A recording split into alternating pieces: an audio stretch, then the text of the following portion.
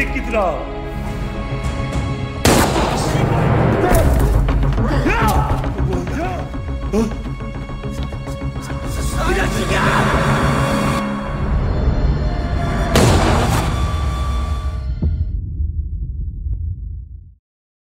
Sebelum mulai, kasih komentar dulu dong Bang Udin Editor. Bang, gue sebagai perwakilan penonton lebih suka lu ngepost alur cerita film kayak gini. Lebih asik dan seru. Siap Bang Ipan, warga Nobar cabang Temanggung. Nih, buat warga Nobar semua saya kasih film yang lebih asyik dan lebih seru dari kemarin. Langsung saja, sikat. Halo warga Nobar yang gak sabar besok nonton MPL. Kayak apa kabarnya berataan? Sehat-sehat aja kalau paninian. Kembali lagi bersama saya Mamang Tobi, sang pengangguran profesional yang kali ini akan membawakan series berjudul No Way Out The Roulette yang dirilis pada tahun 2024. Series ini menceritakan tentang seorang mantan napi baru yang diburu oleh semua orang di Korea Selatan. Karena bagi siapapun yang bisa membunuhnya, maka dia akan mendapatkan hadiah senilai ratusan miliar won. Di sini kalian akan disuguhi dengan cerita menegangkan, penuh intrik dan juga teka-teki yang sulit ditebak tapi seru untuk diikuti. So, tanpa berlama-lama lagi, siapkan mata, telinga, dan anu-anuan kalian semua. Mari kita nobar dan inilah No Way Out The Roulette.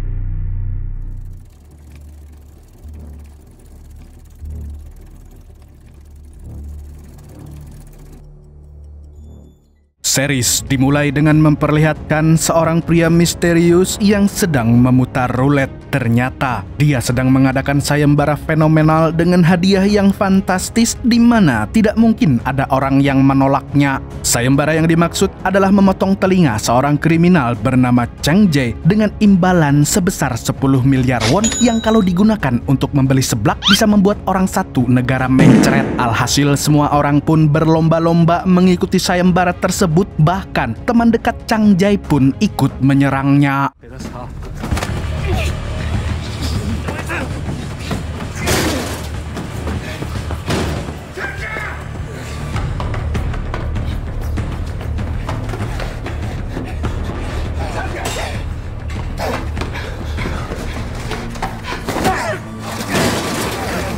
야, 너는 평생에 이렇게 족발리게 술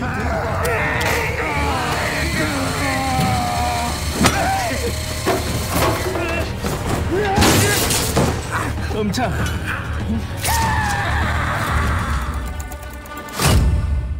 Kemudian kita diperkenalkan dengan seorang polisi bernama Baek Jung Sik yang terlihat pucat setelah mengetahui bahwa dirinya menjadi korban penipuan investasi bodong. Sebagai polisi, tentunya dia tidak tinggal diam begitu saja. Jung Sik kemudian pergi ke sebuah tempat rahasia yang biasa didatangi oleh preman, gangster, bandar judi online, dan orang-orang madesu lainnya. Di sini, dia ingin mencari orang yang telah menipunya. Namun, menurut salah satu pengunjung, orang yang dia cari sudah lama tidak datang ke sana. 양계 이건 머저리 새끼 한국 두고 없어진 지 오래다니까 그러네.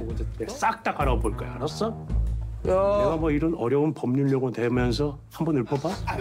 왜 그래요? 나이 새끼야. 이 형 넘게 날렸어.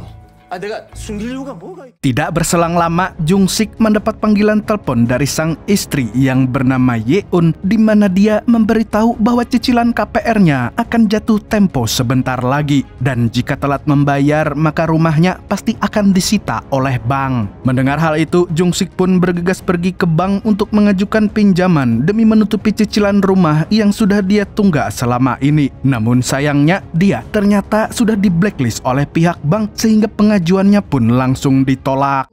신용대출도 그러니까 아는데 해드리고 싶죠. 해줘봐 그럼. Di tengah situasi yang memusingkan ini, Jung Sik malah mendapat kabar bahwa penipu investasi yang dia cari telah kabur ke luar negeri. Jadi mau tidak mau, dia harus merelakan uangnya yang tak mungkin bisa diganti. Tidak berhenti di situ saja, penderitaan Jung Sik bertambah berat ketika atasannya memberikan misi baru yang sangat berat, di mana dia harus mengusut kasus penganiayaan dan kekerasan misterius yang terjadi akhir-akhir ini. Karena hidupnya yang sedang berantakan, Jung Sik pun menerima tugas itu dengan ogah-ogahan. Lagi pula, dia tidak akan naik pangkat atau naik gaji jika berhasil menuntaskan misi tersebut. 네, 알겠습니다. 잠깐만 나갔다 올게. 어디가? Di hari yang sama, Jung-sik ditemui oleh seorang polisi junior bernama Eun-jung yang ternyata ditugaskan untuk membantunya dalam misi kali ini. Dan tanpa banyak membuang waktu, mereka berdua pun pergi ke sebuah rumah sakit untuk mengunjungi salah satu korban kekerasan yang tidak lain adalah Chang Jae. Di sana, Jung-sik melihat telinga Chang Jae yang hanya tinggal satu. Dan menurut pihak rumah sakit, pasien ini diantarkan oleh temannya. Tapi setelah mengecek CCTV di TKP, Jung-sik langsung tahu kalau pelakunya adalah teman Chang Jae sendiri. 저기요. 손에 뭐 들고 있는 것 같은데? 너는. 저희 주차장 CCTV 있죠? 네, 있죠. 그만해. Setelah mengecek CCTV, dia meminta Eun-jung untuk menjaga Chang Jae, sedangkan dia akan pergi ke rumah si pelaku untuk menangkapnya. Lalu ketika sampai di sana, si pelaku ternyata sedang tidak ada di rumah dan Jung-sik hanya menemukan sebuah koper dengan simbol 3 lingkaran. Karena penasaran, dia pun membuka koper tersebut dan tidak disangka-sangka ternyata isinya adalah uang 10 miliar won.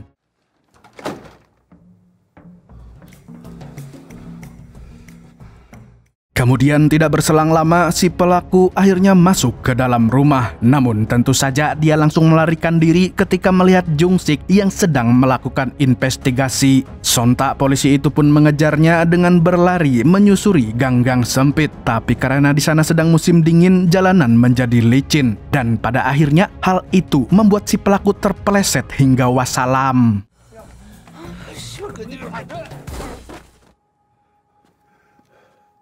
Jung-sik lantas menelpon tim medis dan juga rekan-rekannya untuk datang ke TKP. Namun saat rekan-rekannya sampai, dia justru terlihat seperti menutup-nutupi hasil investigasinya. Lalu ketika yang lain sibuk mengurusi pelaku, dia diam-diam pulang dengan membawa koper berisi uang. 그러니까 코너를 딱 도니까는 계단. 혼자 그럴 수도 있지. 봐봐. 그리고 부검 결과 봐봐 임마. 야, 나 심장이 벌렁벌렁거려 아직도. 건물을 죄지 저거 씨. 몸 관리 잘해. 운전 조심하고. Di sisi lain, Chang Jae yang ternyata sudah keluar dari rumah sakit langsung menggeledah rumah pelaku untuk mengambil hadiah sayembara. Akan tetapi koper itu sudah terlanjur diambil oleh Jung-sik. Dan setelah mengecek kamera dashboard dari salah satu mobil yang terparkir di sana, Chang Jae pun akhirnya tahu siapa yang telah mengambil uang tersebut.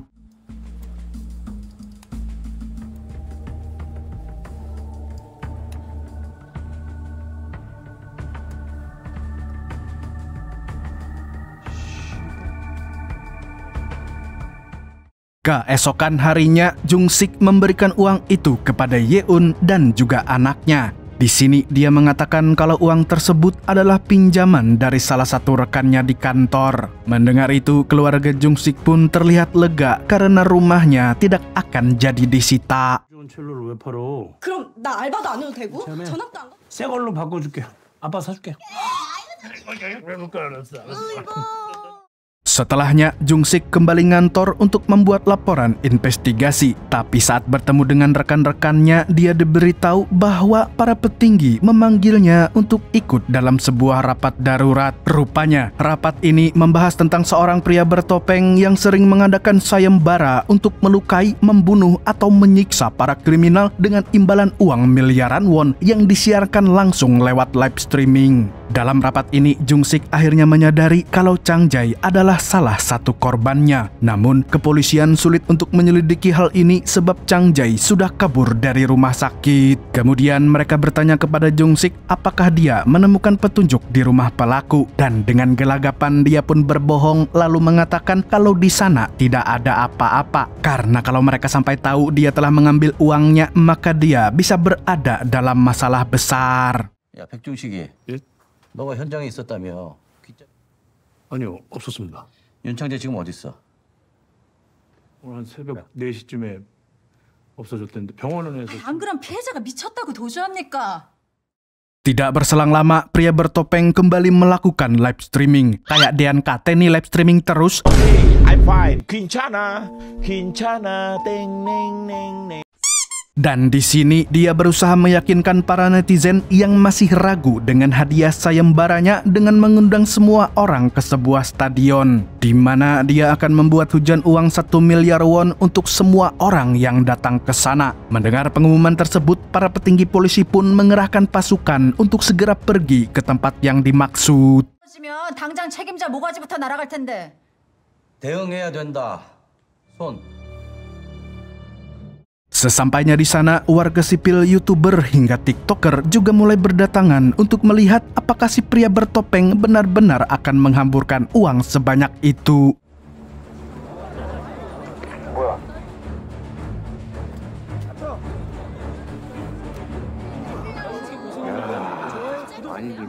Namun ketika hari sudah menjelang sore, orang-orang mulai curiga kalau semua ini hanyalah prank semata. Tapi saat mereka hendak pulang, ada 3 buah drone yang datang dari kejauhan dengan membawa balon udara bersimbol 3 lingkaran. Melihat hal itu, semua orang pun langsung berlari ke dalam stadion untuk menangkap uang sebanyak-banyaknya.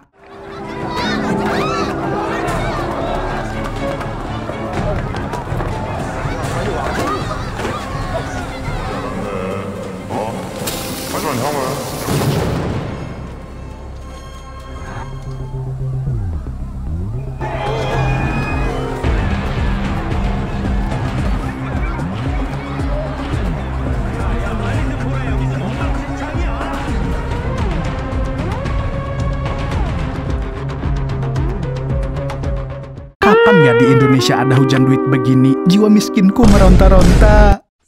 Di momen ini, Jungsik menyadari kalau pria bertopeng itu bukanlah orang sembarangan. Dan kedepannya, dia dan semua polisi pasti akan dipermainkan oleh pria tersebut. Tidak lama setelah hujan uang, pria bertopeng kembali mengadakan live streaming untuk mengumumkan sayembara terbarunya. Dan kali ini, targetnya adalah seorang napi yang 3 hari lagi akan keluar dari penjara. Dan dia adalah pelaku pemerkosaan pedo sekaligus memiliki jiwa psikopat. Dan agar kriminal seperti ini musnah dari muka bumi, pria bertopeng pun akan memberikan hadiah besar senilai 20 miliar won bagi orang yang bisa membunuhnya.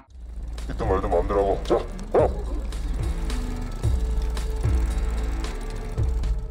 자살할 생각하지 말라고 전해줘. 느낌 있게 죽이면 좋고 김국호를 죽이면 200억을 준다. Setelah pengumuman tersebut, kita diperkenalkan dengan sosok napi yang menjadi target sayembara. Napi yang kelakuannya 11-12 dengan Dajjal ini bernama Kim Guko, namun karena kelakuannya sangat tidak disukai Allah, mari kita sebut saja dia dengan Samidi. Dari dulu dia memang sudah dikenal sebagai penjahat edan yang suka mengincar gadis muda sebagai mangsanya. Namun pada suatu hari dia melakukan sebuah kesalahan dengan menghabisi korban terakhir, sehingga dia pun akhirnya ditangkap.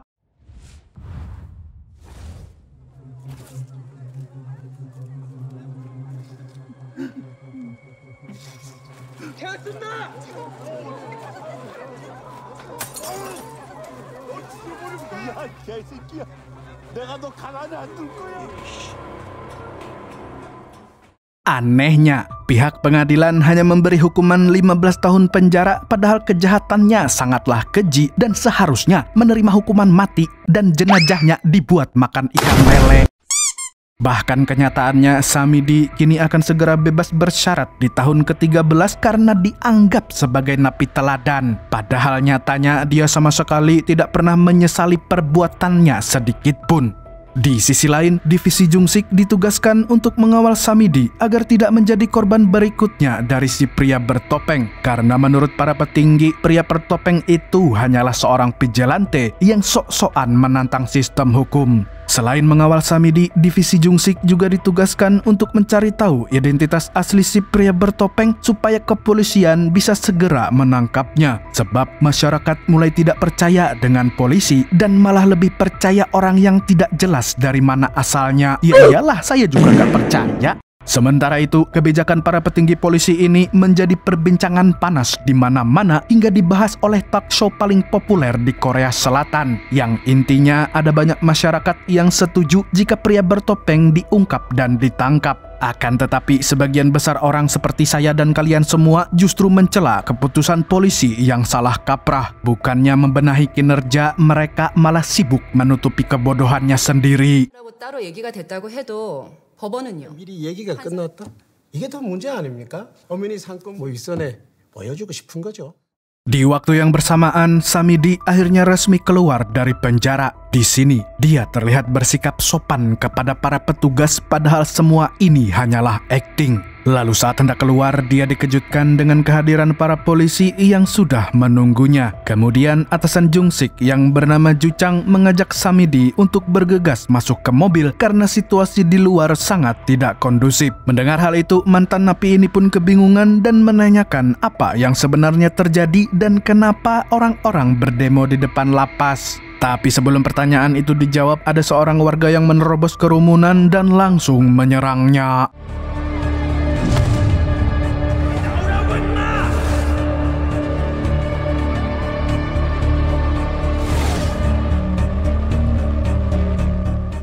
Setelah berhasil lolos dari para pendemo, Samidi segera diantar ke rumahnya. Kemudian di tengah perjalanan, dia kembali bertanya tentang apa yang sebenarnya terjadi. Jungsik pun menjelaskan bahwa ada seorang pria bertopeng yang membuat sayembara dengan hadiah 20 miliar won bagi siapapun yang bisa membunuhnya. Oleh karena itu, para polisi membujuknya untuk meminta maaf kepada warga Korea untuk meredam situasi yang sudah kacau. Bukannya takut, Samidi malah menganggap hal tersebut sebagai lelucon dan tertawa terbahak-bahak. Hingga saat sampai di depan rumahnya, dia baru sadar kalau perkataan Jungsik memang benar karena ada banyak orang yang sudah menunggunya di sana. Alhasil, dia pun mau meminta maaf di depan wartawan. Gak tulus nih. 얘가 없었다는 것을 깨달았습니다. 너무 늦었다는 걸 알고 있지만 이렇게 진심으로 얼마나 남았는지 모르겠지만 Tapi setelah itu, penjahat ini kembali bersikap santuy, seolah-olah masalahnya sudah selesai. Bahkan dia dengan seenaknya makan di depan tim polisi yang mengawalnya tanpa ada perasaan bersalah sedikit pun. Benar kan? 경찰에 협조만 잘해주시면 아무 일 없을 겁니다. 그래도 경찰이 제일 위험한 것 같은데. 들어가냐 이게? 아유 저 가자 참아. 다 조용해질 겁니다. 알잖아요. Di sisi lain, berita tentang Samidi yang sudah keluar penjara pun menjadi trending topik di seluruh media. Kemudian, kita diperlihatkan dengan seorang wanita parubaya yang mari kita sebut saja dia Ibu Yun. Nah, di sini dia terlihat sedang meracik sebuah racun dan senjata yang akan dia gunakan untuk menghabisi Samidi. Tampaknya, dia memiliki dendam kesumat kepada si jamet laknat. Bersamaan dengan itu, Yoon Jung terlihat sedang menemui seorang wanita penjaga toko yang tahu banyak hal tentang sosok Chang Jae. Di sini, si wanita menceritakan bahwa Chang Jae pernah menguntit dan membunuh orang, tapi tidak pernah dihukum karena tidak ada bukti. Mendengar itu, Yoon Jung pun mulai paham dengan pola sayembara si pria bertopeng, di mana sayembara itu hanya mengincar para kriminal yang belum mendapatkan balasan setimpal dengan kejahatannya. Kapan ya di Wakanda ada yang begini biar koruptor pada dibasmi?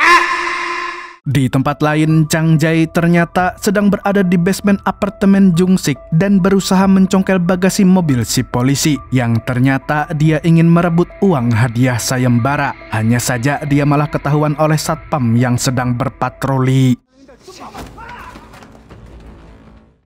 Tidak lama kemudian, kabar tentang pembobolan bagasi itu pun sampai ke telinga Jungsik dan seketika dia pun langsung mengecek bagasinya karena dia memang meninggalkan sisa uangnya di sana. Di sini dia melihat rekaman dashboard saat Chang Jae melarikan diri. Sontak, Jungsik mulai was-was sebab dia tidak mau dikaitkan dengan kasus sayembara tersebut.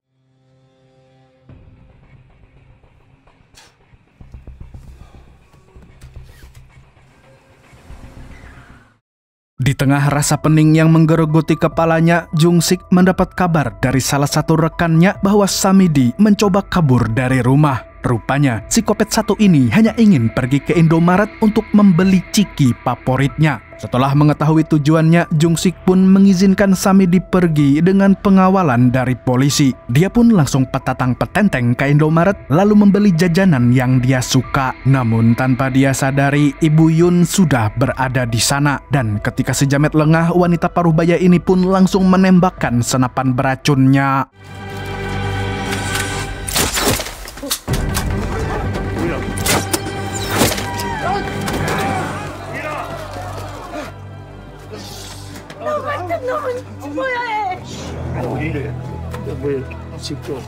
Sayang sekali warga nobar semua tembakan Ibu Yun meleset dan malah mengenai salah satu anggota polisi yang akhirnya tewas di tempat. Alhasil divisi Jung-sik pun bergegas mengamankan si ibu dan memasukkannya ke dalam mobil untuk dibawa ke kantor polisi.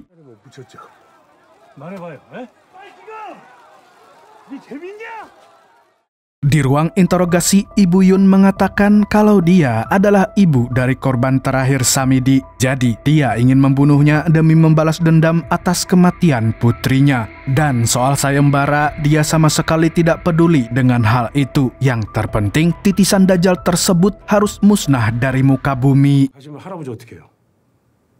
정신도 온전치 않다면서.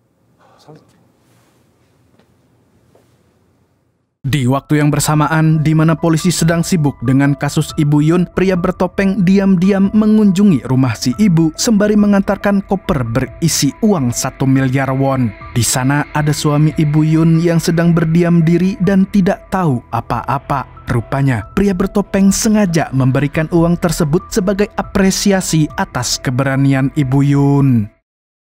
Keesokan harinya, kita diperkenalkan dengan seorang pengacara handal bernama Lee Sang-bong. Di sini dia terlihat sedang menjalani persidangan untuk membela kliennya. Namun tidak seperti biasanya, kali ini dia telah disuap oleh seseorang agar persidangan tersebut menguntungkan pihak tertentu. 먼저 들어가 보겠습니다.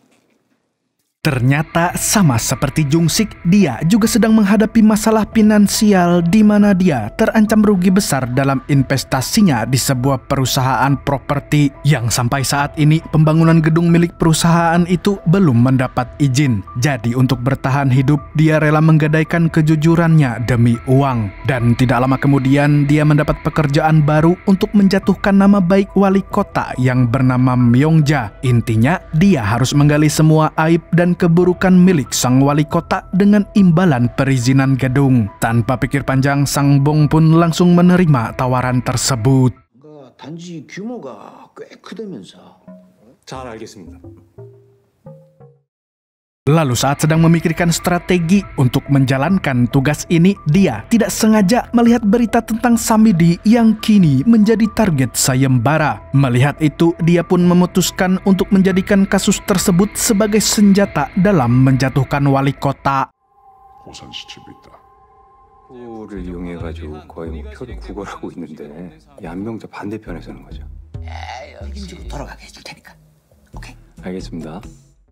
Dia lantas pergi ke dekat rumah Samidi untuk mencari informasi. Di tempat yang sama, Jung-sik sedang membujuk rekannya yang bernama Juho untuk meminjamkan mobilnya sebentar. Awalnya, Juho tidak mau meminjamkannya karena Jung-sik bersikap aneh. Tapi setelah dibujuk berkali-kali, dia pun akhirnya bersedia. Dan ternyata Jung-sik meminjam mobilnya untuk menyembunyikan koper berisi uang yang masih tersisa. Karena dengan begitu, dia akan lepas dari kecurigaan.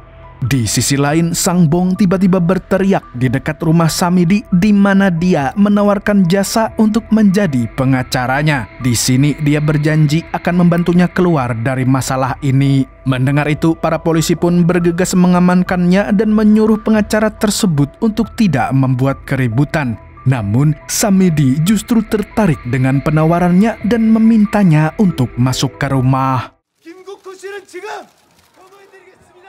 아저씨, 연락 주세요. 이 관할 법원에 확인을 해봤는데 신고자에게 침해하고 계시는 거예요. 다 현행범으로 체포하세요. 하나 바꿔봐요. 누구? 선생님 나를 좀 도와주신다고. 예, 저 지금 내가 누구한테서 뭘 좀 뺏어오고 싶은데 가능하겠습니까? 몸새끼. 우리도 상황에 대비해야 되잖아. Di sana, Sang Bong menyerahkan sebuah dokumen persetujuan untuk dibaca oleh Samidi. Di lain pihak, ada seorang pemuda bernama Ki-hun yang sedang merakit sebuah alat peledak dari bahan-bahan kimia. Dan walaupun dia hanya lulusan SMK, tapi bom rakitannya langsung berhasil dalam satu kali coba.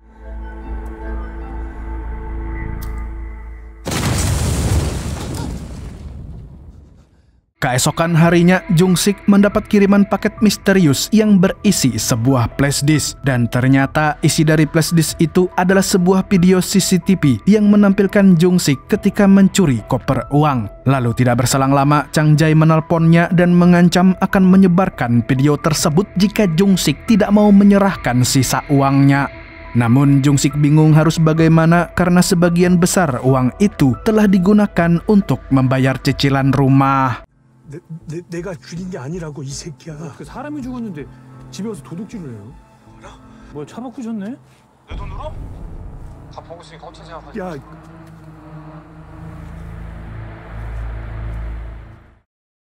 Di tempat lain, kita diperlihatkan dengan Ki-hun yang mendatangi seorang tukang paket untuk mengirimkan sebuah kardus berisi bom ke rumah Samidi. Sementara itu, Samidi sedang berbincang dengan Sang Bong di mana dia meminta dibelikan pistol untuk berjaga-jaga. Di waktu yang bersamaan, Kang Paket baru saja sampai di rumah Samidi dan segera mengantarkan paketnya.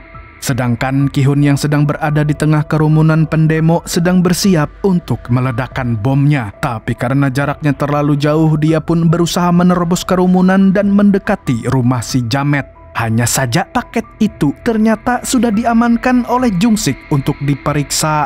Merasa kesal karena bomnya tidak kunjung meledak, Ki-hun pun memutuskan untuk mengeluarkan cairan kimia dan menyerang Samidi secara langsung. Namun tentu saja hal itu langsung dihentikan oleh para polisi. Lalu di tengah kekacauan, bomnya tiba-tiba aktif dan...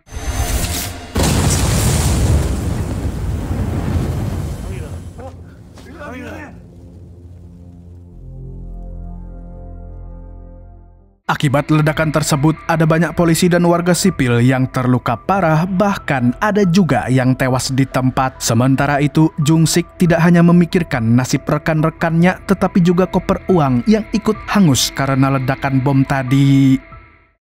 Dalam waktu singkat, kejadian itu pun viral di seluruh penjuru Korea hingga membuat Myung-ja, si wali kota, langsung ketar-ketir. Dan tanpa membuang waktu, dia bergegas mengadakan rapat darurat untuk menanggulangi masalah yang sedang terjadi. Karena gara-gara ledakan tadi, elektabilitas Myung-ja menurun drastis, di mana masyarakat mulai tidak percaya kepadanya yang selalu mengusung jargon damai, tapi nyatanya tidak mampu menjamin hal tersebut. Tentu saja Myung-ja mengerahkan timnya untuk menaikkan elektabilitasnya lagi agar dia bisa mencalonkan diri di pilkada mendatang. 터졌는데 사람들이 얼마나 죽고 다쳤는지. 경찰에서 지금 집계 중이라고 하는데 광용님 가족이 다쳤어도 이러고 있을 겁니까? 주무부서 업무분장 담당자 이딴 소리 들지 마지 말고 씨발 get out! Di waktu yang sama, pria bertopeng menyesalkan ledakan yang diakibatkan oleh bom Ki-hun yang memakan korban orang tidak bersalah. Dan jika hal seperti ini terjadi lagi, maka dia tidak akan melanjutkan permainan ruletnya. Di tempat lain, Myung-ja tampak sangat stres sebab ada banyak orang yang menekannya untuk mundur dari jabatan gara-gara keberadaan Samidi. Dan untuk memperbaiki citranya, dia tidak masuk gorong-gorong, namun dia menyuruh bawahannya untuk membayar Samidi agar mau pergi keluar kota. 내 목구멍에 칼이 들어왔다고. 절대 빠꾸는 없어, 절대. Namun, Samidi tidak mau menerima tawaran dari pemerintah dan memilih untuk tetap tinggal di rumahnya yang sekarang. Mengetahui hal itu, Sang Bong merasa senang karena rencananya untuk menghancurkan Myung-ja bisa terus berjalan. Besoknya, Myung-ja menemui petinggi polisi dan membujuknya untuk memasukkan Samidi ke penjara lagi. Hanya saja si petinggi polisi tidak bisa melakukan apa-apa sebab hal itu bisa membuat citra kepolisian menjadi semakin terpuruk. Jadi untuk saat ini dia ingin fokus untuk mengungkap identitas si pria bertopeng terlebih dahulu. 우리는 어차피 목표가 하나 아닙니까? 괜히 리스크만 커지고. 아 잡으시라니까요. 시민들을 보호한 유능한 경찰.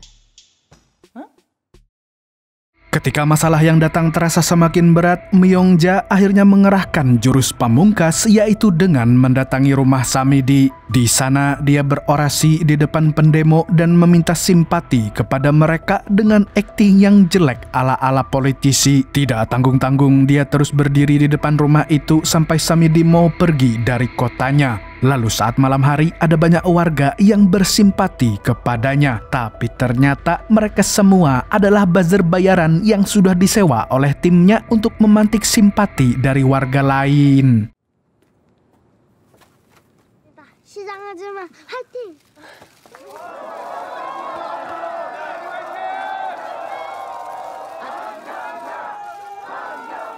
Aksi yang dilakukan Myongja pun diliput oleh media-media bayaran agar semua orang tahu. Lalu ketika malam sudah hampir larut, Samidi dan Sangbong akhirnya keluar dari rumah dan mempersilahkan sang wali kota untuk masuk. Di dalam sana, Samidi bertanya kenapa Myongja menawarkan bayaran yang sangat banyak hanya untuk mengusirnya dari kota. Namun dengan sangat arogan, Myongja mengatakan kalau uang yang dia tawarkan hanyalah 1 miliar won, di mana uang itu hanya setengahnya dari dana serangan Fajar saat dia berkampanye dulu. 뭐 좀 더 튕겨야 되는 거 아닌가 이거? 평생 시장만 해먹겠어요? 끝까지 가야죠, 끝까지. 갑시다.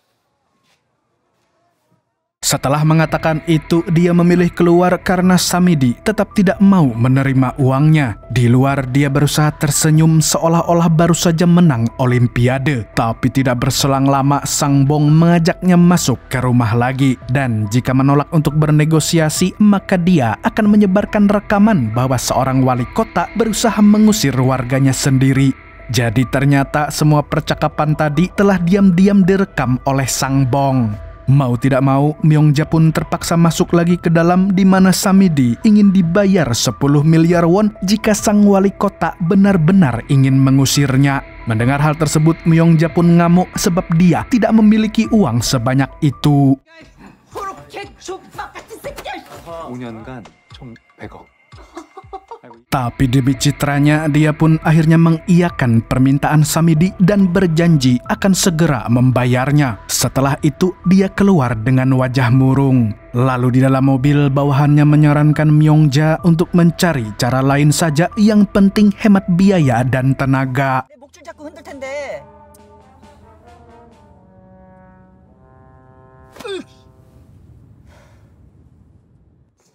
Sementara itu, Jungsik dan polisi lainnya baru saja menemukan sebuah gedung yang diduga sebagai tempat si pria bertopeng melakukan live streaming. Namun saat menggerebeknya, mereka hanya menemukan topeng dan rulet saja. Di sini, Jungsik menyadari bahwa rulet tersebut sudah disetting untuk menargetkan nama Samidi.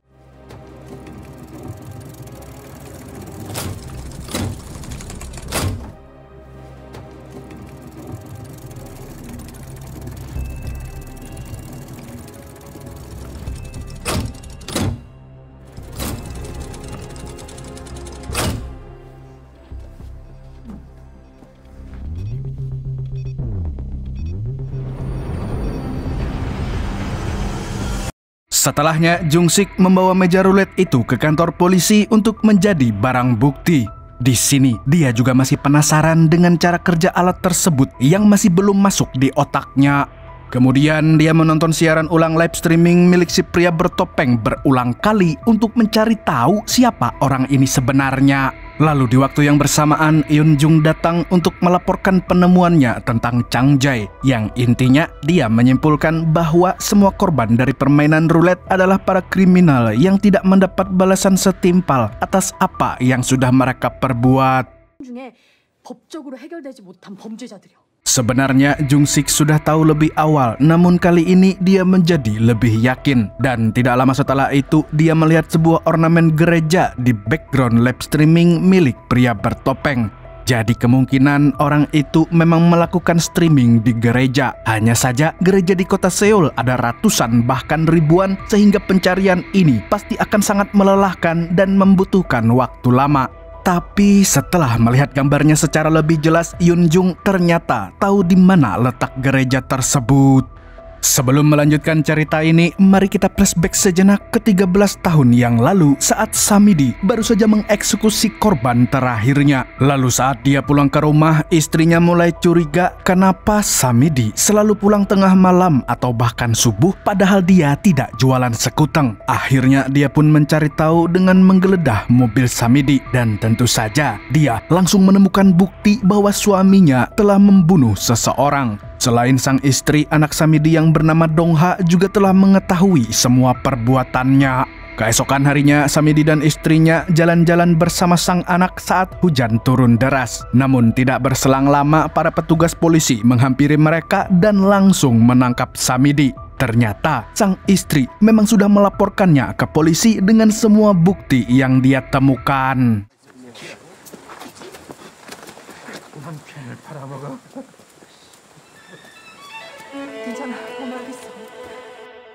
Sejak saat itu, Dongha tumbuh tanpa sosok ayah hingga saat ini di mana dia sudah beranjak remaja dan sukses menjadi seorang pemain biola. Dan walaupun ayahnya sangat belangsak, dia tetap memiliki hidup yang tanpa lebih baik. Bahkan dia selalu menjuarai semua kompetisi biola mulai tingkat desa sampai internasional. Tidak hanya itu, dia juga pada akhirnya berkesempatan untuk diinterview oleh stasiun TV ternama di Korea Selatan. Di awal, semua pertanyaan yang dilontarkan selalu berhubungan dengan biola dan musik. Akan tetapi, salah satu dari mereka tiba-tiba menanyakan tentang kabar Samidi kepada Dongha, yang tentu saja hal itu langsung membuatnya shock. Beruntung pelatih biolanya segera menghentikan interview tersebut. Usai wawancara, Dongha menemui ibunya yang sedang belanja di swalayan untuk memberitahu kalau dia baru saja menjuarai sebuah kompetisi. Namun senyumnya mulai pudar ketika orang-orang di sekitarnya sudah tahu kalau dia adalah anak Samidi, penjahat yang kini sedang diburu oleh semua orang.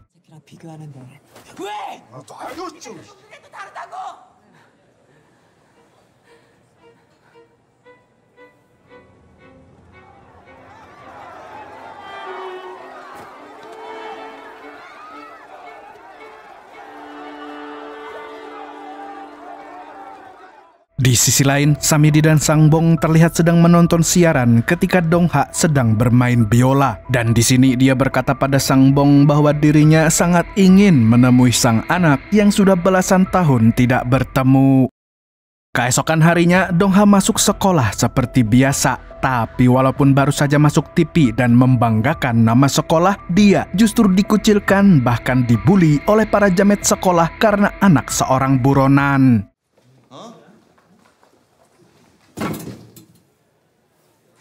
쩔더라. 200억짜. 아이 뭐 신문 세탁 뭐 그런 건가? 야 좋겠다 야. 금수저네. 어디가 이 새끼야? 아이 개새끼가. Meski begitu, ada seorang gadis yang masih peduli kepada Dongha. Dia juga tidak segan untuk menegur para jamet dan meminta mereka untuk tidak mengganggu Dongha lagi. Namun malam harinya, giliran murid cantik ini yang diganggu oleh para pembuli. Untung saja Dongha datang di waktu yang tepat.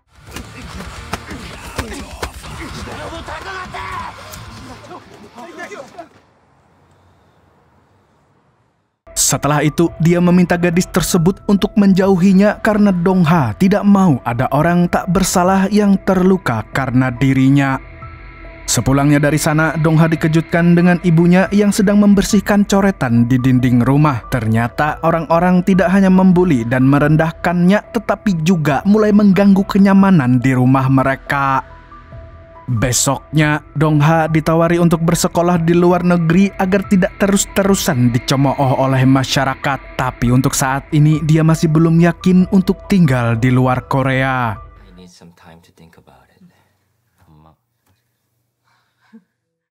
Malam harinya, dia memergoki ibunya yang terlihat sedang menyembunyikan sesuatu. Dan ternyata dia sudah mengamati hal ini sejak lama. Beberapa hari kemudian, Jung Sik mengunjungi sebuah gereja setelah diberitahu oleh Yun Jung. Ternyata gereja ini dipimpin oleh seorang pastor bernama Sung Jun Woo yang masih sangat muda. Setelah khotbahnya selesai, Jung-sik pun menemuinya untuk mencari tahu ada rahasia apa di balik gereja tersebut. Di sini dia melihat kebaikan Junwoo yang merawat seorang lansia penyakitan dengan tulus seperti bakti seorang anak pada ayahnya. Melihat itu, Jung-sik tidak jadi menanyakan tentang pria bertopeng secara gamblang. Yang terpenting sekarang, dia sudah mengenali salah satu pengurus gereja tersebut. Ketika hari sudah menjelang malam, Yeun menyuruh anaknya untuk mengantarkan pakaian ke Jung-sik yang akan menginap di kantor polisi. Tapi di tengah perjalanan, gadis ini malah dibuntuti oleh Chang Jae. Dan tentu saja Jung-sik yang sudah menunggu lama pun mulai khawatir dengan anaknya. Lalu tidak berselang lama, dia menemukan pakaian yang dibawa anaknya berserakan di pinggir jalan. Selain itu, dia juga mendapat kabar dari Yeun bahwa Chang Jae sedang berada di rumahnya. Tanpa pikir panjang, Jung-sik pun menyusul ke rumah untuk melindungi keluarganya. Di sana, dia langsung menghajar si Jamet yang malah numpang makan di situasi tegang ini. Setelah menerima tampolan, Chang Jae akhirnya memberitahu kalau Jung-sik telah mencuri uang hadiah sayembara. Mendengar hal itu, Yeun pun terkejut bukan main dengan fakta tersebut. Kemudian Chang Jae meminta Jung-sik untuk menyerahkan Samidi kepadanya agar dia bisa mendapatkan hadiah miliaran won. Dan kalau dia menolak, maka dia tidak akan segan untuk menghabisi putrinya. 애가 뭐 첼로인가 뭐 한다고 그러는데 이거 손가락 없으면 전화할 게 또 아닌 폰으로.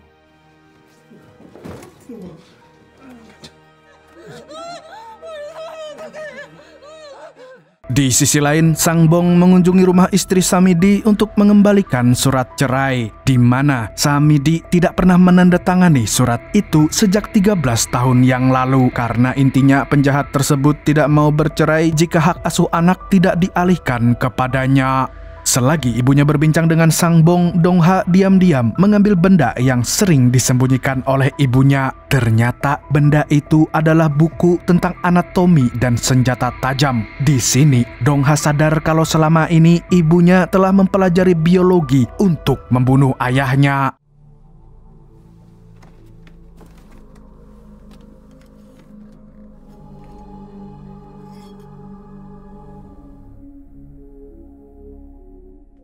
Sementara itu, Jung-sik menelpon Yeon Jung untuk melacak lokasi ponsel anaknya sebelum Chang Jae bertindak macam-macam. Selain itu, dia juga mengecek CCTV lalu lintas untuk mencari tahu kemana arah Chang Jae pergi. Tapi sialnya, hari sudah terlalu gelap sehingga dia tidak melihatnya dengan jelas. 저 다음 동선 어디야? 빨리 여긴 우회도로도 없는데? Keesokan harinya, Dong-ha nekat mengunjungi rumah lamanya yang sekarang menjadi tempat tinggal Samidi. Sebelum sampai, dia melemparkan peralatan milik ibunya ke arah jendela kamarnya yang dulu. Kemudian, dia berjalan ke arah kerumunan yang dijaga polisi. Dan setelah memberitahu identitasnya, dia pun akhirnya diperbolehkan untuk masuk. Dan melihat anaknya datang, Samidi langsung terlihat sumringah.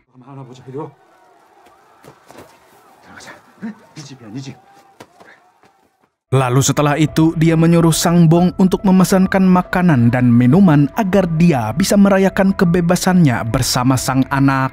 Sebelum makanannya datang, Dong-ha memutuskan untuk pergi ke kamar lamanya dan berusaha mengambil tas yang tadi dia lemparkan.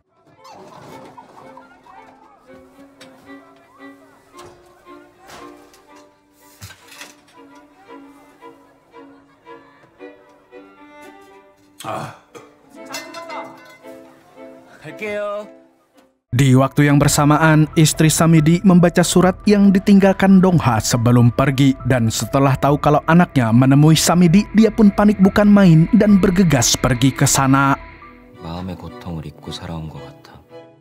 Tidak lama kemudian, Dong-ha dan Samidi tampak sedang makan-makan. Tapi sejak tadi, Dong-ha berusaha mencari celah untuk menyerang ayahnya. Dan saat kesempatan itu datang, dia pun langsung membrutal.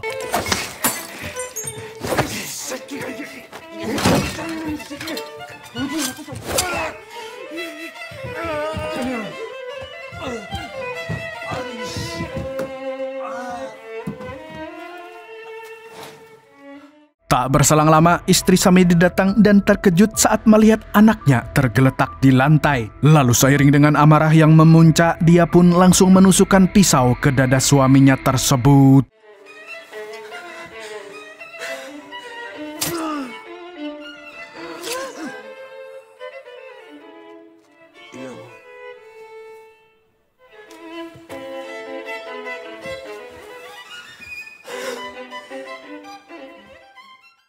Setelah menghabisi Samidi dengan sepenuh tenaga, wanita itu keluar dengan wajah yang berlumuran darah. Dia lantas berbicara kepada wartawan bahwa Samidi sudah tewas di tangannya.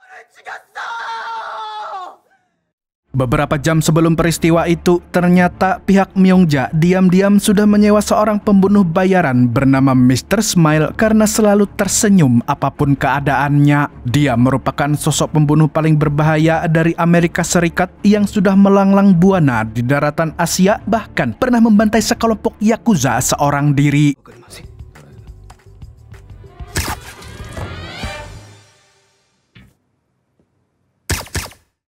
Kali ini, dia ditugaskan untuk menghabisi Samidi dan membawanya ke hadapan Myongja. Dan tentunya dia sudah menyiapkan banyak skenario untuk mengeksekusinya. Namun saat hendak menembak dari jarak jauh, dia malah menyaksikan Samidi yang ditusuk oleh istrinya sendiri.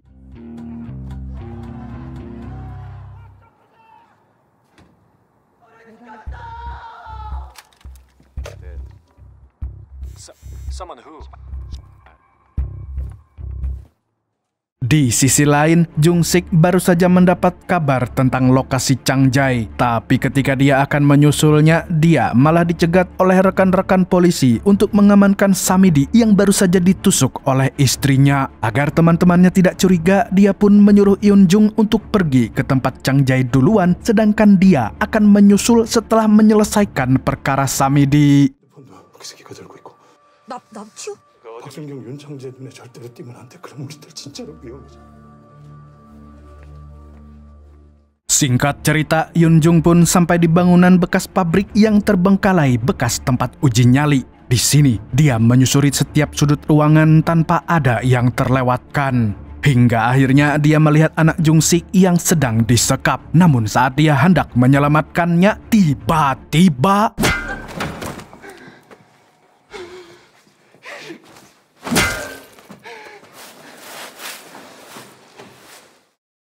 Setelah memukul Eun-jung hingga pingsan, Changjai dengan kesal langsung menelpon Jung-sik dan mengancam akan menghabisi anaknya jika dia berani macam-macam lagi. Mendengar itu, Jung-sik pun panik lalu meminta maaf dan berjanji tidak akan mempermainkannya lagi asalkan Changjai tidak melukai anaknya.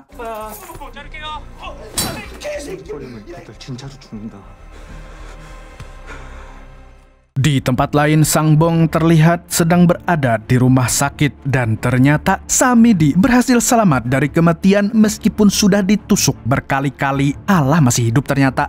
Setelah memastikan Samidi aman, Sang-bong mengunjungi sebuah proyek pembangunan di mana gedung yang dia impikan sudah mendapatkan izin.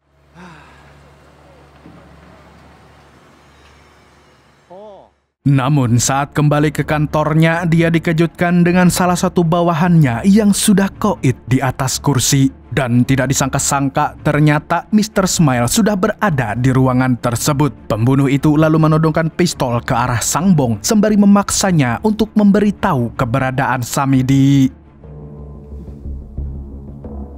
Say, voice recorder, memory cards. Yes.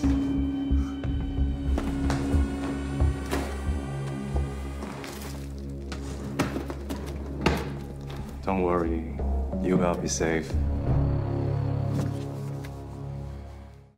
Setelah mendapatkan informasi tersebut, Mr. Smile pun bergegas menuju rumah sakit untuk menangkap si Jamet. Tapi sesampainya di sana, ternyata Jung-sik sudah berada di ruangan Samidi untuk membawanya ke Changjai. Hanya saja Mr. Smile yang sudah malang melintang di dunia kriminal pun dengan mudah mampu melumpuhkan Jung-sik.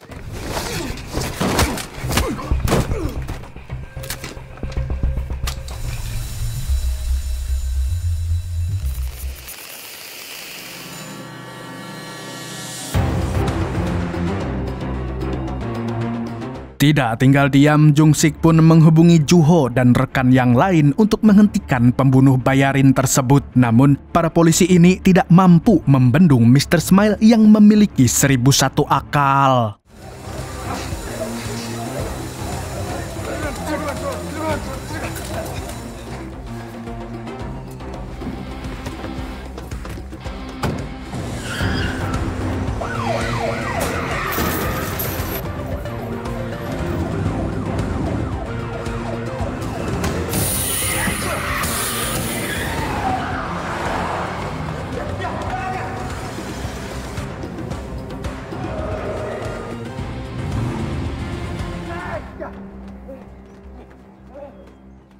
Setelah Mr. Smile berhasil melarikan diri, Jung Sik berkoordinasi dengan pihak Dishub untuk melacak kendaraannya. Singkat cerita, Mr. Smile terlihat baru saja menyerahkan Sangbong dan Samidi ke hadapan Myongja di sebuah villa terpencil. Kemudian, wali kota itu membayarnya dengan nominal yang sudah disetujui. Usai melakukan pembayaran, dia menyuruh Mr. Smile untuk menghabisi Sangbong. Lalu dengan tatapan dingin, pembunuh bayaran tersebut pun langsung menjedornya. Usai Sangbong tewas, Myongja meminjam pistol milik Mr. Smile karena dia ingin membunuh Samidi dengan tangannya sendiri. Namun ketika akan menarik pelatuk, dia malah balik badan dan...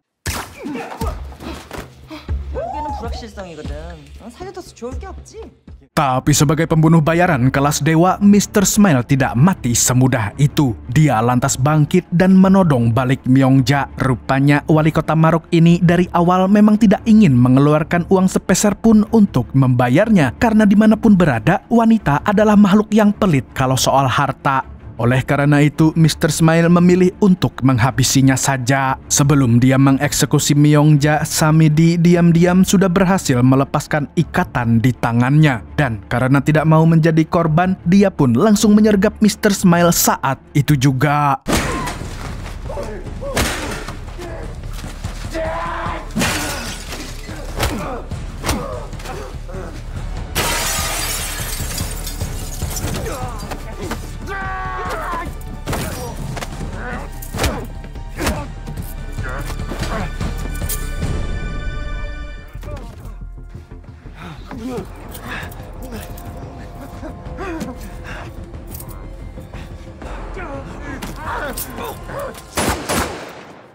Secara mengejutkan, dia justru mampu mengalahkan Mr. Smile dengan kekuatan hokinya. Dan walaupun sudah hampir terbunuh 2 kali, dia tetap mampu bertahan hingga saat ini. Setelah itu, dia bergegas pergi menggunakan mobil yang ada di sana. Tidak berselang lama, Jung Sik akhirnya sampai di villa tersebut. Akan tetapi, Samidi sudah berhasil kabur dan dia hanya menemukan Myongja.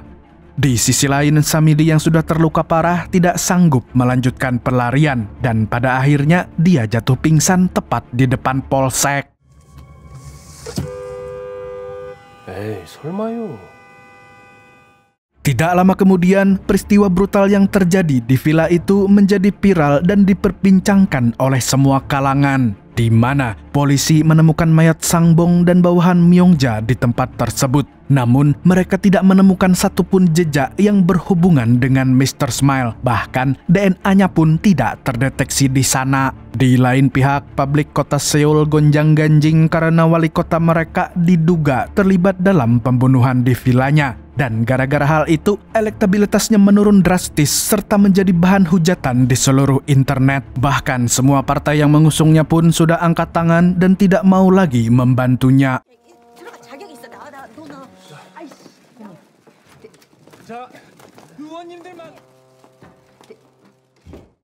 Sementara itu, Jung Sik yang tengah sibuk mengurus kasus di film Myongja kembali mendapat desakan dari Chang Jae yang menyuruhnya untuk segera membawa Samidi.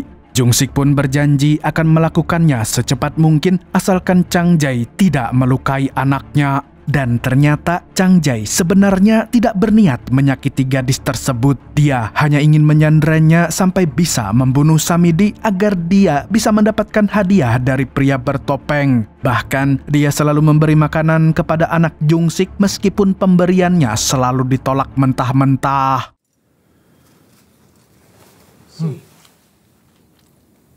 아무리 이래봤자 돈 나올 데가 없단 말이에요. 아저씨 지금 큰 실수하고 있는 거거든요. 그냥 피해자야, 피해자 뭔지 알지? 우리 아빠 좀 별나도 그런 사람 아니에요. 난 네가 뒤지든 말든 상관없으니까. Merasa tak punya banyak waktu, Jung-sik pun bergegas pergi ke rumah sakit tempat Samidi dirawat. Di sana, dia dengan terpaksa menyerang Juho dan atasannya. 야, 나한테 존나게 미안하다. 정말 들어. 알아, 진정하고 일단. Kemudian, dia meminta maaf dan akan menjelaskan masalah ini setelah semuanya selesai. Dan tanpa membuang waktu, dia pun membawa Samidi ke mobil ambulans lalu menggunakan mobil tersebut untuk menemui Chang Jae. Mendengar Jung-sik yang berhasil membawa Samidi, Chang Jae pun girang dan langsung mengajaknya melakukan pertukaran di sebuah terowongan.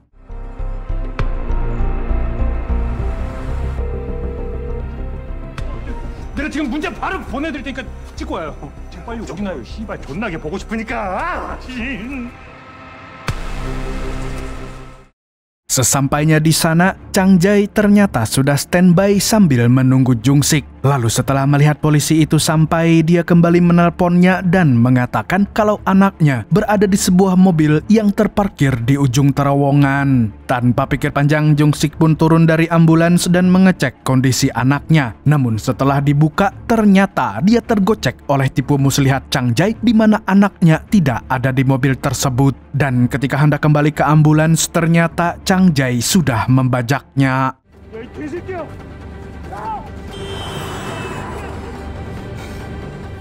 Sialnya lagi, dia tidak mengejar penjahat itu karena mobil yang ada di ujung terowongan tidak ada kuncinya. Di sini Chang Jae menelpon lagi dan berkata bahwa dia akan menyerahkan anak Jung-sik jika sudah berhasil mendapatkan hadiah dari pria bertopeng. Mendengar hal itu, Jung-sik sama sekali tidak percaya, apalagi dia sudah tergocek berkali-kali oleh Chang Jae. Beruntung dia sempat memasang alat pelacak di ambulans tadi sehingga dia masih bisa menyusulnya.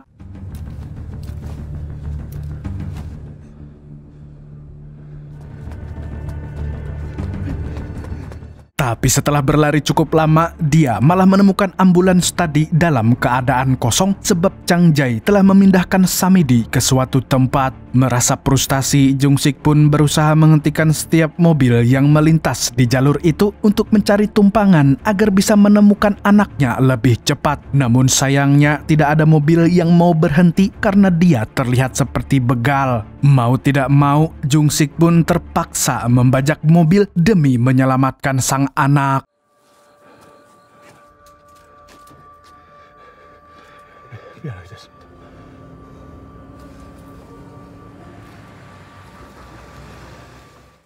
Di waktu yang bersamaan, Chang Jae sudah bersiap untuk menghabisi Samidi sambil membayangkan kalau dia akan segera menjadi miliarder. Tapi tanpa dia sadari, ternyata dari tadi Samidi hanya pura-pura pingsan. Dan ketika dia lengah, mantan napi itu pun langsung mengirimnya ke alam barzah.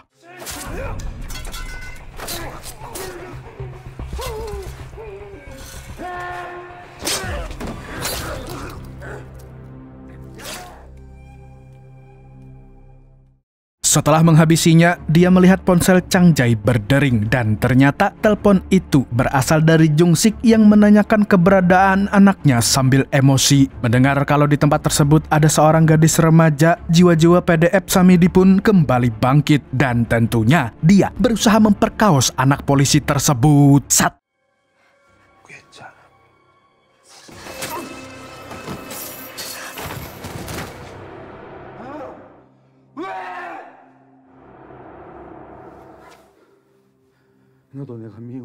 Beruntung, Jung-sik berhasil sampai di tempat itu dan langsung menghajarnya habis-habisan.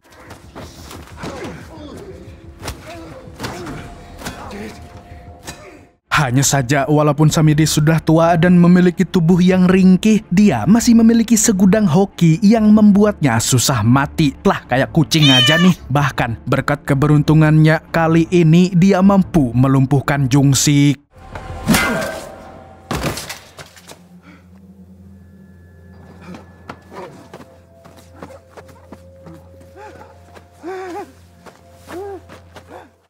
Keesokan harinya, berita tentang kaburnya Samidi disiarkan di seluruh penjuru Korea Selatan. Dan tidak butuh waktu lama, berita itu juga akhirnya sampai ke telinga Dongha yang sedang berada di bandara untuk pindah ke Amerika. Tapi setelah mendengar berita tentang Samidi, dia memilih untuk membatalkan kepindahannya karena dia ingin membunuh jamet itu dengan tangannya sendiri. 동호야.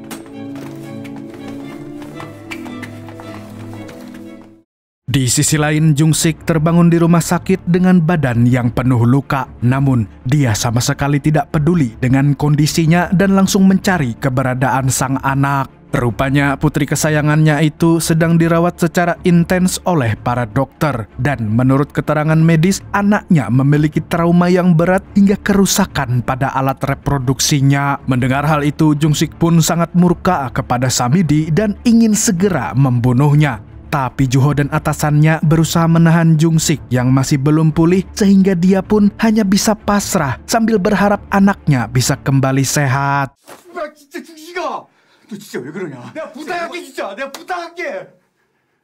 Dan ketika sedang merenung di ruangannya, dia melihat alat pendeteksi kebakaran di sana. Seketika dia pun langsung mendapatkan ide brilian untuk pergi dari rumah sakit. Dia lantas meminta rokok kepada polisi yang berjaga di luar, di mana dia berniat untuk membuat kebakaran palsu agar bisa mengalihkan perhatian semua orang. Bersamaan dengan itu, Samidi terlihat baru saja keluar dari hutan dengan keadaan yang sudah tidak karuan. Dan karena tenaganya sudah habis, dia pun jatuh pingsan di pinggir jalan. Lalu secara kebetulan, dia ditemukan oleh Pastor Junwo dan asistennya. Di sisi lain, Jung-sik sedang melakukan aksinya dengan menyulut pendeteksi kebakaran dengan korek api. Kemudian, saat orang-orang sedang kalang kabut, dia menyamar sebagai dokter dan berjalan dengan bebas keluar dari rumah sakit.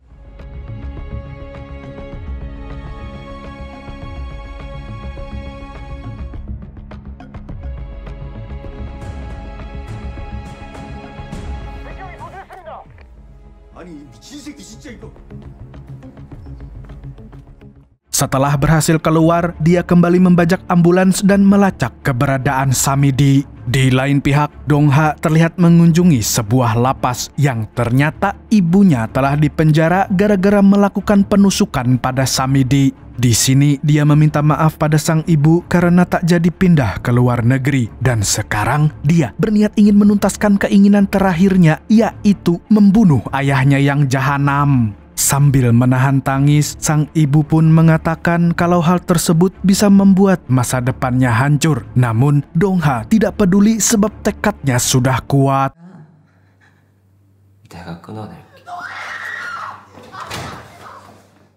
Sepulangnya dari lapas, langkahnya tiba-tiba terhenti saat ada sebuah mobil yang mendekatinya. Dan ternyata orang yang ada di dalam mobil tersebut adalah Junwo. Di sini, pastor itu sudah tahu kalau Dongha membawa pisau di saku jaketnya. Dengan mencurigakan, dia berkata kalau pisau tidak akan bisa membuat Samidi terbunuh. Mendengar hal tersebut, Dongha pun terkejut bukan main. Apalagi Junwo mengaku kalau Samidi kini sudah berada di genggamannya. Apa 만나고 싶죠? Dan tidak disangka-sangka, ternyata pastor yang terlihat ramah ini adalah dalang dari penghakiman para penjahat akhir-akhir ini. Atau dengan kata lain, dia merupakan sosok pria bertopeng yang selama ini membuat warga Korsel punya passion untuk membunuh para penjahat serta membuat polisi ketar-ketir. Hah? Kok bisa? Pemuka agama loh.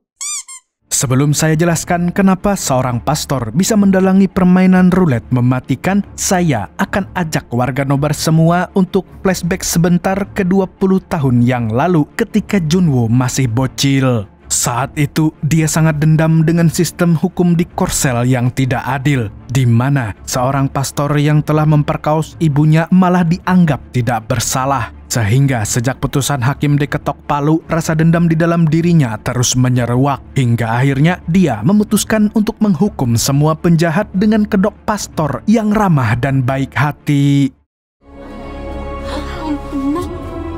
개인 방송을 진행하는 일명 가면남. 없을 짓 당하고 자살했는데.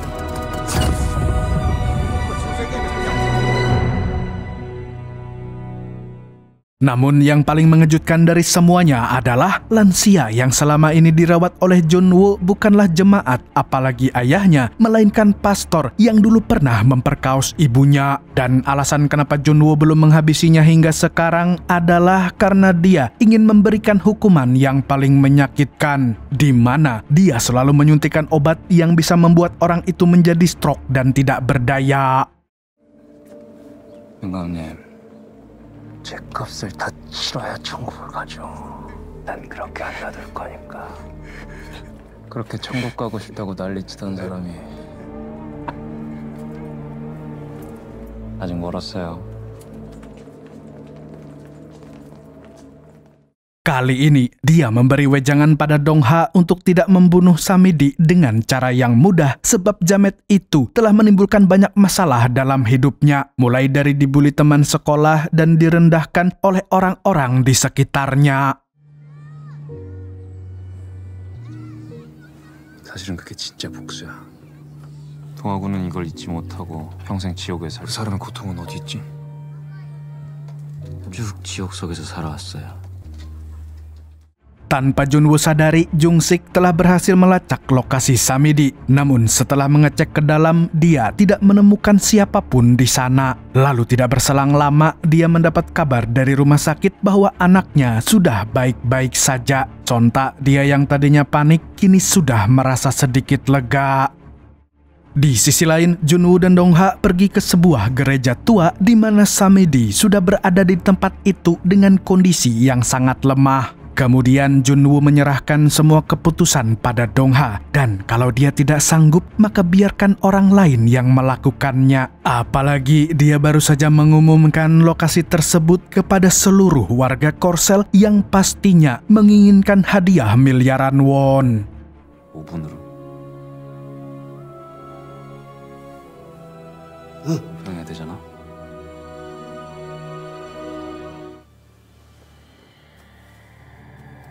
이제 곧 재밌어질 거야. 이제 시간이 없어.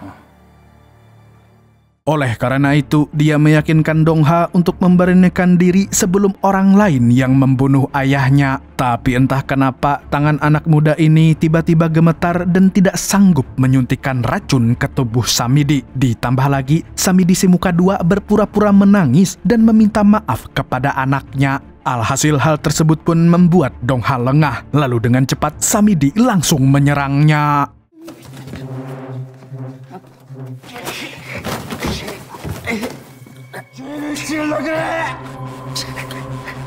Mendengar suara berisik dari dalam, Junwoo pun kembali masuk untuk mengecek keadaan Dong-ha. Namun tiba-tiba, ketika pastor itu terjatuh, Samidi bertanya tentang alasan mengapa dia mengadakan sayembara untuk membunuhnya. Padahal dia merasa sudah menjalani hukuman belasan tahun di penjara. Junwoo yang awalnya tampak kesakitan kini kembali bangkit karena dia hanya berpura-pura lemah untuk memuaskan ego Samidi. Tapi kali ini dia mengatakan dengan tegas bahwa satu-satunya hukuman yang pantas diterima oleh penjahat sepertinya adalah kematian yang paling menyiksa dan menyakitkan. 그게 너한테 어울린다고 생각해? 너는 나보다 나쁜 새끼야 너는! 법! 이 나라 법! Di saat yang bersamaan, Dong-ha diam-diam terbangun dari pingsannya dan tidak ragu untuk menyerang Samidi habis-habisan.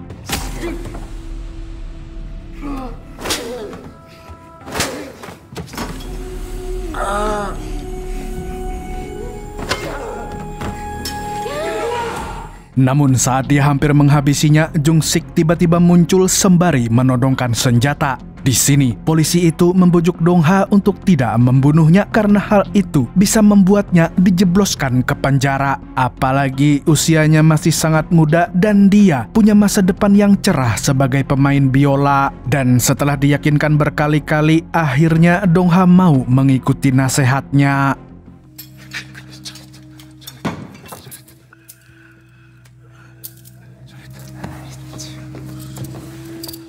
Setelahnya, Jung Sik yang sudah tahu identitas pria bertopeng pun meminta Jung Woo untuk menghentikan permainannya lalu menyerahkan diri kepada pihak berwajib. Akan tetapi Jun Woo mengatakan kalau dia sudah terlanjur mengundang para peserta sayembara untuk datang ke tempat itu. Dan tidak lama kemudian gereja tua tersebut pun dipenuhi oleh orang-orang yang ingin membunuh Samidi. Alhasil, Jung Sik pun mengancam akan menembak jika mereka berani mendekat.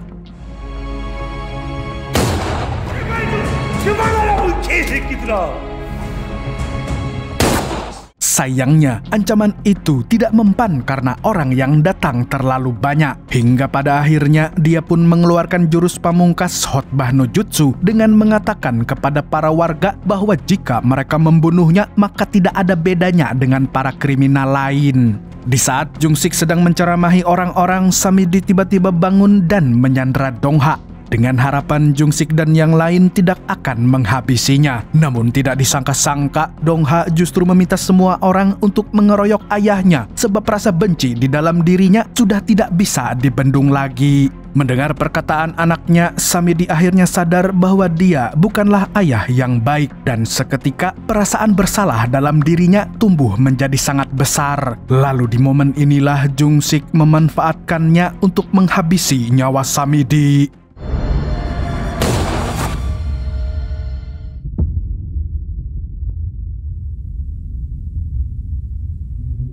Dengan terbunuhnya target, maka permainan roulette pun resmi ditutup dengan Jung Sik sebagai pemenangnya. Tak berselang lama, Juho dan para polisi datang untuk mengamankan situasi. Sementara itu, Jun Woo mendadak hilang seperti hantu padahal Jung Sik CS sudah siap untuk menangkapnya.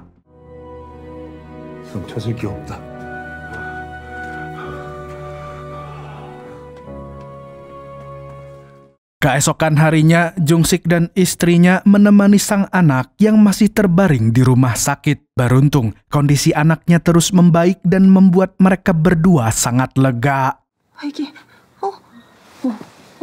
손 저리네. 손 놓고 얘기해. 손이 너무 좋아. 이겼다. 우리 Singkat cerita, Jun Woo diam-diam mengunjungi rumah sakit dan menaruh amplop di depan pintu rumah Jung Sik. Lalu tidak lama kemudian Jung Sik membuka amplop tersebut dan ternyata isinya adalah rekening bank dengan saldo sebesar 20 miliar won sebagai hadiah atas kemenangannya. Tapi di sini Jung Sik sama sekali tidak merasa senang karena dia masih berambisi untuk menghentikan aksi Jun Woo yang meresahkan. Terlebih lagi, vigilante bertopeng ini kembali melakukan live streaming dan mengatakan bahwa dirinya akan mengadakan sayembara lagi.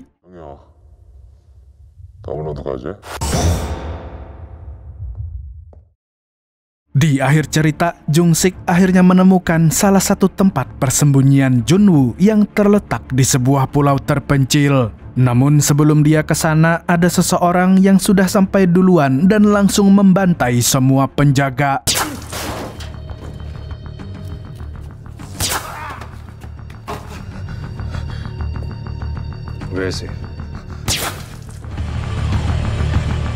Dan ternyata orang tersebut tidak lain dan tidak bukan the one and only Mr. Smile. Lalu ketika Jung Sik sampai di tempat itu, dia mendapat peringatan melalui sebuah video dari Mr. Smile, di mana pembunuh bayaran ini memintanya untuk tidak ikut campur dalam memburu Jun Woo jika tidak ingin mati konyol. Tapi bukannya takut, dia malah semakin tertantang untuk menangkap Jun Woo.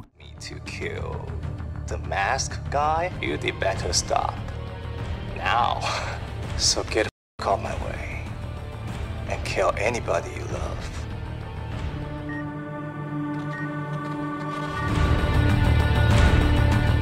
Dan series ini pun tamat dengan ending yang bikin penasaran. Sampai saat ini belum ada kabar mengenai lanjutan ceritanya. Tapi kalau jadi dibuat, semoga bisa menjawab hal-hal yang tidak selesai di season 1 ini. Pertama, bagaimana dengan kabar Yunjung? Apakah dia sudah mati? Nah, yang kedua, siapa orang yang menyewa Mr. Smile untuk menangkap Jun Woo? Apakah bakal ada penjahat kelas kakap yang lebih OP daripada pastor itu? Mari kita tunggu bareng-bareng kelanjutannya. Dari film ini kita disadarkan bahwa polisi memang tidak ada gunanya. Useless-nya tidak terbatas ruang dan waktu. Bahkan saking gak ada gunanya, mereka dipermalukan oleh satu orang pastor yang punya cara lebih baik untuk menghukum penjahat. Segitu dulu untuk hari ini. Saya Tobi, orang yang bahagia melihat King MU menang 7-0, mengucapkan sampai jumpa di video selanjutnya dan kamsia. Oke. Sebelum video ini berakhir, saya mau curhat sedikit nih. Kemarin kan Nobar upload video, tapi lupa kalau Speed datang ke Indonesia dan live-nya yang nonton sampai 1 juta. Rekor baru tuh. Awalnya saya kira video Nobar nggak bakal ada yang nonton, ternyata rame. Hahaha. Terima kasih ya warga Nobar semua yang sudah militan dan memilih nonton Nobar. Alasannya ada dua sih, antara kalian warga Nobar militan atau memang nggak paham bahasa Inggris jadi nggak nonton I Saw Speed. Hehe. Pokoknya makasih lah ya udah selalu nonton Nobar, mau kalian sambil makan, sambil di WC, atau nonton sebelum tidur, pokoknya terima kasih. Saya juga sangat senang banget ini kemarin King MU menang 7-0. Jadi nggak tidur di goa lagi nih saya. Ya udah gitu dulu ya warga Nobar semua. Besok Nobar bakal upload film apa ya? Monster Serigala apa ya? Tungguin lah ya. Seru banget filmnya itu. Pokoknya kalau film-film Cina, kolosal atau yang jurus-jurusan tuh biasanya menarik, unik untuk ditonton, apalagi di Nobar ya. Assalamualaikum warahmatullahi wabarakatuh. Jangan lupa ngudut buat yang ngudut, jangan lupa ngopi buat yang ngopi, jangan lupa Enggak jadi.